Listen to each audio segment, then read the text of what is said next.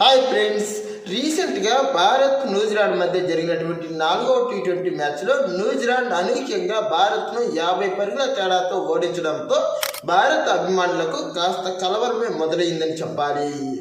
మెయిన్గా ఈ సిరీస్లో తొలి 3 టీ20 మ్యాచ్లను భారత్ వన్ సైడ్ అన్నట్లు గెలిచినప్పటికీ 4వ టీ20 మ్యాచ్లో మాత్రం న్యూజిలాండ్ టీం గతంలో మన టీమిండియా న్యూజిలాండ్ని ఎలాగైతే ఓడించిందో అలాగే వాళ్ళు మనల్ని ఓడించారనే చెప్పాలి.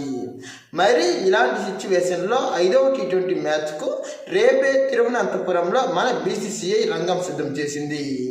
ఇక 2024 టీ20 వరల్డ్ కప్ నుంచి భారత్ సొంత గడ్డ మీద ఒక్క సిరీస్ కూడా ఓడిపోలేదు. మెయిన్గా 2024 టీ20 వరల్డ్ కప్ తర్వాత భారత్ పైన హోమ్ గ్రౌండ్లో ఏ క్రికెట్ టీం కూడా 2 మ్యాచ్లు గెలవలేదు. కాబట్టి ప్రస్తుతం ఈ న్యూజిలాండ్ టీం కనుక గెలిస్తే మాత్రం అది భారత్కు ఒక గొప్ప పరాజయమనే భావించాలి. మెయిన్గా ప్రస్తుతం మనం ఆతిథ్య హోదాలో ఉండి అది కూడా మన హోమ్ గ్రౌండ్లో ఇలా 2 మ్యాచ్లు ఓడిపోతే మాత్రం వరల్డ్ కప్ కన్నా ముందు మన ఆటగాళ్లకు కాస్త కఠినమైన అంశమనే చెప్పాలి. ఎందుకంటే ప్రస్తుతం టీమిండియా ఉన్నటువంటి దృష్టిలో ప్రస్తుత ఆటగాళ్ళు బౌలర్లు సమిష్టిగా అన్ని రంగాల్లో గొప్పగా ఉన్నారు. మరి ఇలాంటి సిచ్యువేషన్లో ఈ 5వ టీ20 మ్యాచ్ అనేది చాలా కీలకం కానుంది.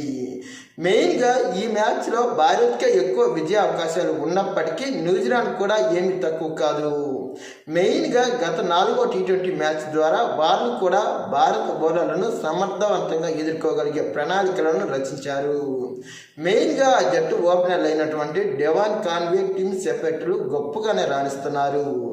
ఇక అంతేకాకుండా గ్లెన్ ఫిలిప్స్, డారెన్ మిచెల్ కూడా గొప్ప ఫామ్లోనే ఉన్నారు. ఇక మార్క్ చాప్మన్ కూడా గొప్ప బ్యాట్స్మెన్. కాకపోతే గత టీ20 మ్యాచ్లో అతడు విఫలమయ్యాడు. ఇక రచిన్ రవీంద్ర 2వ టీ20 మ్యాచ్లో గొప్పగానే ఆడిన తర్వాత మాత్రం విఫలమయ్యాడు. మరి అతడు కూడా ఏమీ తక్కువ కాదు. ఇక కెప్టెన్ మిచెల్ శాంట్నర్ అటు బ్యాటింగ్ ఇటు బౌలింగ్ రెండింటిలోనూ ఆల్రౌండ్ ప్రదర్శనతో ఆకట్టుకుంటున్నాడు. కాబట్టి వీళ్ళతో మన బౌలర్లు కాస్త జాగ్రత్తగానే ఉండాలి. ఇక న్యూజిలాండ్ బౌలర్ల నుంచి జాకబ్ డబ్బీ, మ్యాట్ హెన్రీలు భారత్ను గత 4వ టీ20 మ్యాచ్లో బాగానే ఇబ్బంది పెట్టారు. కాబట్టి ఈ బౌలర్లను మన బ్యాట్స్మెన్లు కాస్త ఆచితూచి ఆడి వ్యవహరించాలి. ఇక భారత బ్యాటింగ్ పరంగా ఎలాంటి సమస్యలు లేకపోయినప్పటికీ మెయిన్గా 4వ టీ20 మ్యాచ్లో భారత బ్యాట్స్మెన్లు మూకుమ్మడిగా విఫలం కావడం అనేది కాస్త భారత అభిమానులను కలవరపెట్టి ఉంటుంది. ప్రధానంగా ఈ సిరీస్లోనే కనుక మనం గమనిస్తే అభిషేక్ శర్మ ఆడినటువంటి ప్రతి మ్యాచ్లో భారత్ గొప్ప విజయాన్ని నమోదు చేసింది. కాకపోతే అతడు 2వ టీ20 మ్యాచ్ 4వ టీ20 మ్యాచ్లో తొలి ఓవర్లోనే డక్అవుట్ అయ్యి వెనుదిరిగాడు. ఇక 2వ టీ20 మ్యాచ్లో అతడు అవుట్ అయిన ఇషాన్ కిషన్ గొప్పగా ఆడడంతో భారత్ గొప్ప విజయాన్ని నమోదు చేసింది. ఇక 4వ టీ20 మ్యాచ్లో మాత్రం ఇషాన్ కిషన్ లేకపోవడం మిగతా బ్యాట్స్మెన్లకు కూడా మూకుమ్మడిగా విఫలమవడం వల్ల భారత్ ఓడిపోవలసి వచ్చింది. అభిషేక్ శర్మ గొప్ప బ్యాట్స్మెన్ అయినప్పటికీ అతడు అనవసరంగా చేజేతుల వికెట్ను సమర్పించుకుంటున్నారు. ప్రధానంగా భారత్కు దాదాపు 50% విజయావకాశాలు తెచ్చే ఆటగాడు ఈ అభిషేక్ శర్మే. అభిషేక్ శర్మ వికెట్ పన్నదంటే అవతల టీంకు అది గొప్ప వరంగా మారుతున్నది. అలాంటి దృష్టిలో అభిషేక్ శర్మ ప్రారంభంలో కాస్త ఆచితూచిగా ఆడి బౌలర్ను బట్టి అతడు గొప్ప ఇన్నింగ్స్ ఆడాలని ఆశిస్తున్నాను.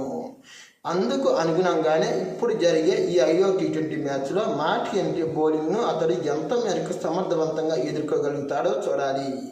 మెయిన్గా అతడు మ్యాట్ హెన్రీ, జాకబ్ డబ్బీ బౌలింగ్లను గొప్పగానే ఆడుతున్నప్పటికీ ప్రారంభంలో తొలి ఓవర్లోనే వచ్చి రాగానే బౌండరీలు బాదాలి అన్న ఉద్దేశంతో అతడు 2వ టీ20 మ్యాచ్లోనే మరియు 4వ టీ20 మ్యాచ్లోనే చేజెతుల వికెట్ను సమర్పించుకున్నాడు.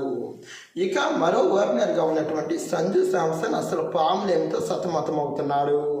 వరుసగా 3 టీ20లో విఫలమయ్యి 4వ టీ20 మ్యాచ్లో అతడిపైన మంచి బాధ్యత ఉన్న అలాంటి కీలకమైన సమయంలో కూడా 23 పరుగులకి అవుట్ అవడంతో అతడిపైన ప్రస్తుతం నెట్టింట విమర్శలు అనేవి చెలరేగుతున్నాయి. శోభన్ గిల్ను పక్కన పెట్టి మరీ టీ20లో అవకాశం ఇస్తే ప్రస్తుతం అతడు అంది వచ్చిన అవకాశాన్ని చేజెత్తరా నాశనం చేసుకుంటున్నాడు. మరి ఇలాంటి సిచ్యువేషన్లో ఈ మ్యాచ్లోనైనా ఇతడు ఎలాంటి ప్రదర్శన చేస్తాడో చూడాలి. ఇక సూర్యకుమార్ యాదవ్ గొప్ప ఫామ్లోనే ఉన్న గత మ్యాచ్లో అనూహ్యంగా అవుట్ అవ్వడం కాస్త బాధాకరమే. కాకపోతే అతడు ఇప్పటికీ గొప్ప బ్యాట్స్మెన్, అందులో ఎలాంటి సందేహమే లేదు. ఇక రింకు సింగ్, శివం దుబే ఫినిషింగ్ రూల్ను గొప్పగానే నిర్వర్తిస్తున్నారు. ఇక హార్దిక్ పాండ్యా కూడా మునిపటి లాంటి గొప్ప ఫామ్ను అందుకుంటే మాత్రం భారత్కు తిరుగులేదనే చెప్పాలి. ఇక బౌలింగ్ పరంగా భారత పేస్ దళం గత మ్యాచ్లో కాస్త విఫలమైందనే చెప్పాలి.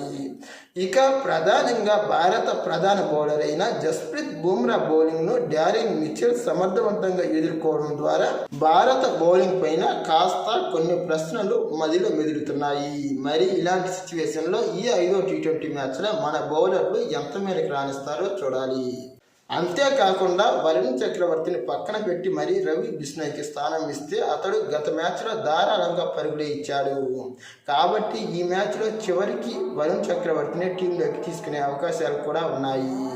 ఇక స్పిన్నర్లు కూడా కుల్దీప్ యాదవ్ మరియు రవి బిష్ణోయ్, వరుణ్ చక్రవర్తులు కూడా కొన్నిసార్లు ధారాళంగానే పరుగులిస్తున్నారు.